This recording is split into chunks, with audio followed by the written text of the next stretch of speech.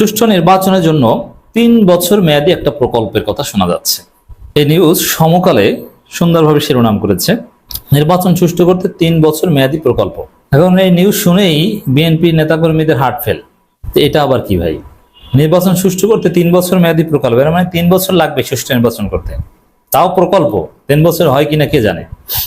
আর নির্বাচন সুষ্ঠু করতে, এর মানে সুষ্ঠু নির্বাচন ছাড়া কোনো নির্বাচন বাংলাদেশের জনগণ মানবে না। যদি নির্বাচন হয় সেটা মানবে না। কারচুপি নির্বাচনের মধ্য দিয়ে ডিসেম্বরে বা ফেব্রুয়ারিতে বিএনপি ক্ষমতা আসলো, জনগণ এটা মানবে না। ক্ষমতায় তারা থাকতে পারবে না, ক্ষমতা নিতেই পারবে না। ওই নির্বাচনের ফলাফল বাস্তবায়নে জনগণ হতে দেবে না।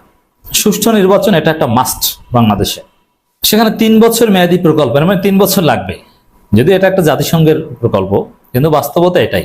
সুষ্ঠু নির্বাচন আয়োজন করতে যে ধরনের রাজনৈতিক সংস্কৃতি দরকার, রাষ্ট্রের যে ব্যবস্থাপনা দরকার, আইন শৃঙ্খলা পরিস্থিতির যে ধরনের মান দরকার, পুলিশের যে টাইপের নিরপেক্ষতা দরকার, ইসির যে নিরপেক্ষতা দরকার, এছাড়া নির্বাচনের সাথে সংশ্লিষ্ট সব পক্ষের যে নিরপেক্ষতা দরকার, তাতে 3 বছর মিনিমাম।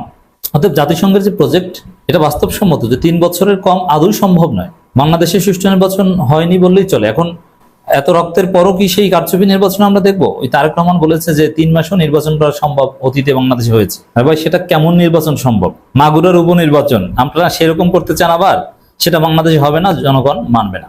জাতিসংঘ এর সাথে জড়িত নেওয়া হয়েছে 3 বছর মেয়াদী প্রকল্প, ব্যালট, নাম হচ্ছে ব্যালট।